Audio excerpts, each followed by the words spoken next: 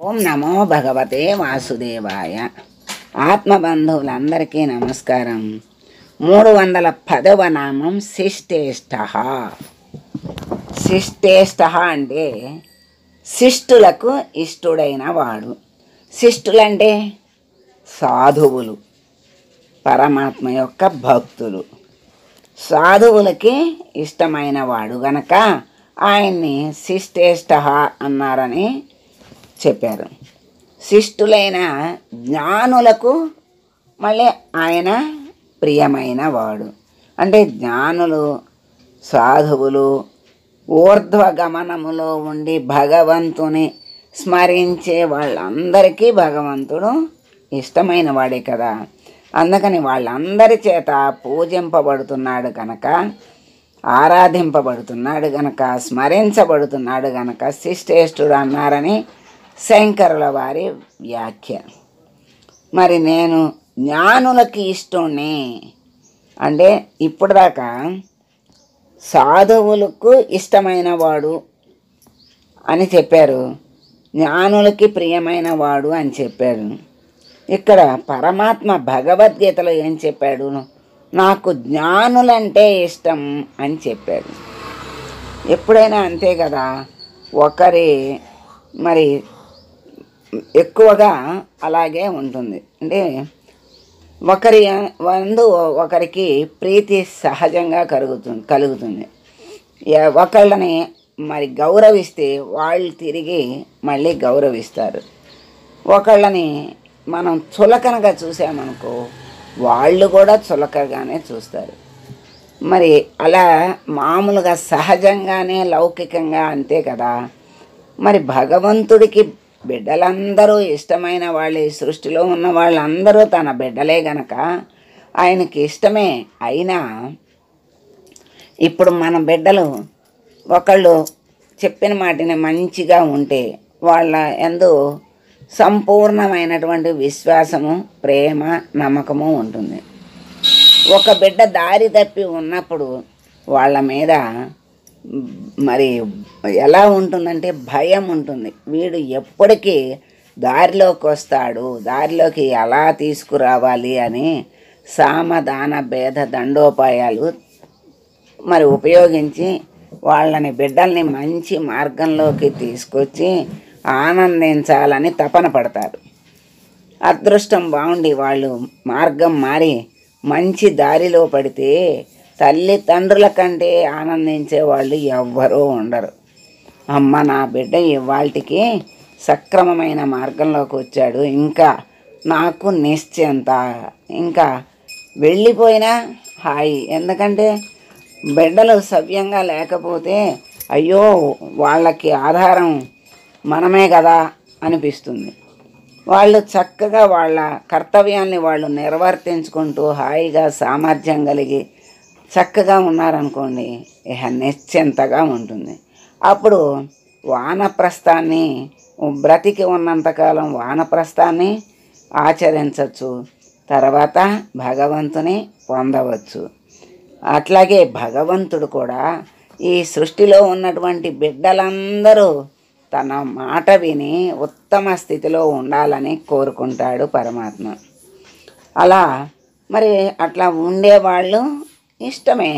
మరి ఉండని వాళ్ళని ఆ మార్గంలోకి తీసుకురావటానికి ఇష్టమైన, కష్టమైన వాళ్ళని అనేక రకాల సంఘటనలు కల్పించి ఆయన తనకి ఇష్టులయ్యేటట్లుగా చేస్తాడు.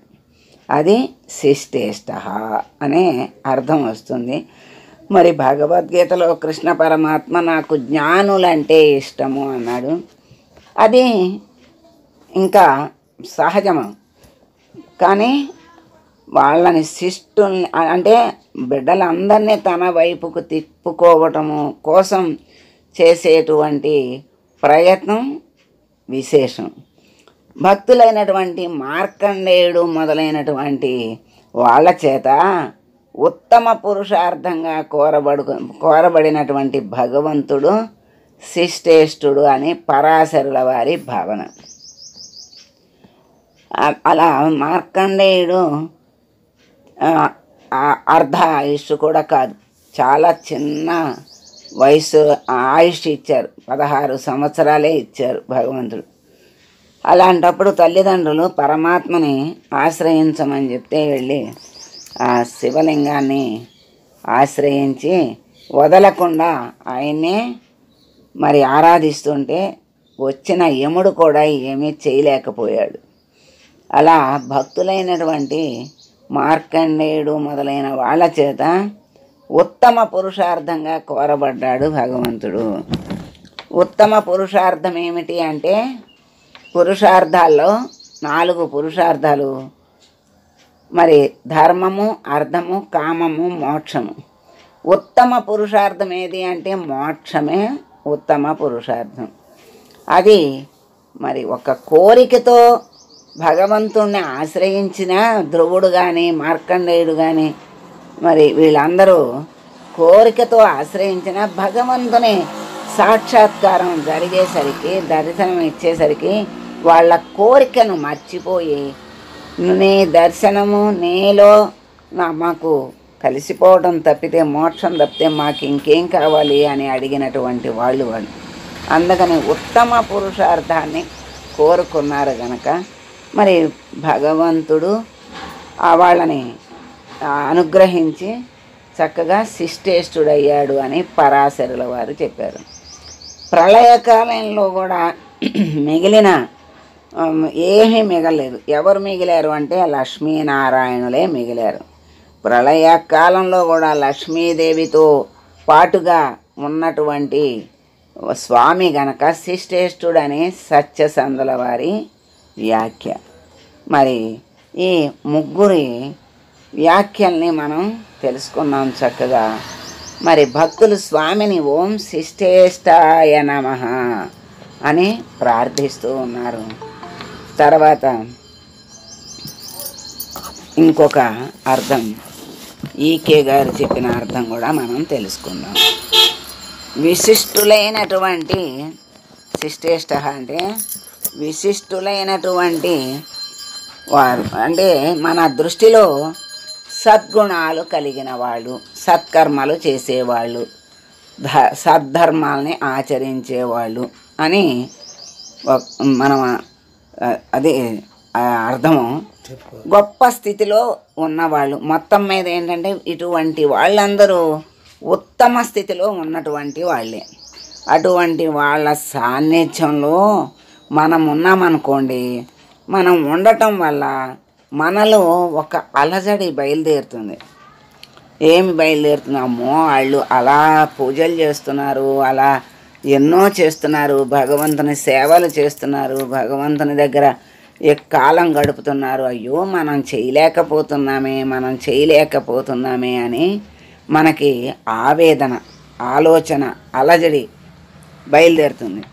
అలా అలజడి బయలుదేరి వాళ్ళు చేసేటువంటి మంచి పనుల యొక్క గొప్పతనాన్ని తలిచి మనస్సు ఆ లక్షణాలతో పోల్చుకుని మన నీచ స్థితికి బాధపడి చివరికి ఆ బాధని పోగొట్టుకోవాలి అనేటువంటి తీవ్రమైనటువంటి సంకల్పం వస్తుంది.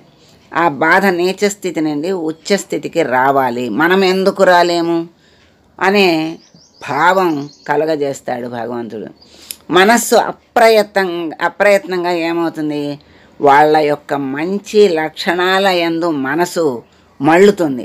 మళ్ళీ ఒక్కొక్కటి కొంచెంగా అనుకరించడానికి ప్రయత్నం చేస్తాడు. అలా ఎప్పుడైతే ప్రయత్నం అనేది మొదలెట్టాడో అది తప్పకుండా సానుకూలం అవుతుంది. కానీ అలా సానుకూలం అవ్వదు కదండి, మంచి పనికి అన్నీ అంతరాయాలే కదా అని అనిపిస్తుంది, అనుకుంటాం. అవి వాస్తవమే. ఎందుకంటే ఆ అంతరాయాలను తట్టుకున్నటువంటి స్థితే దృఢమైన స్థితి.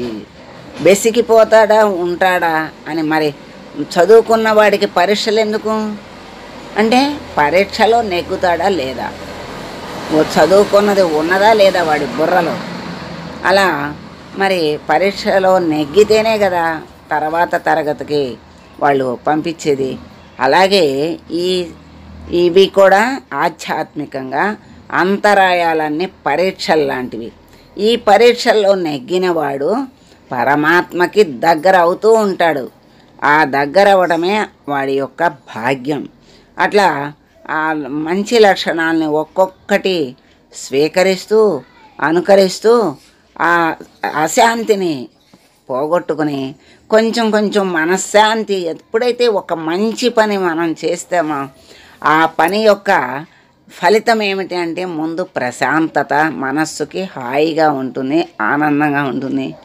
ఆ అనుభూతి అనేది అనుభవిస్తేనే తెలుస్తుంది కానీ చెబితే తెలియదు.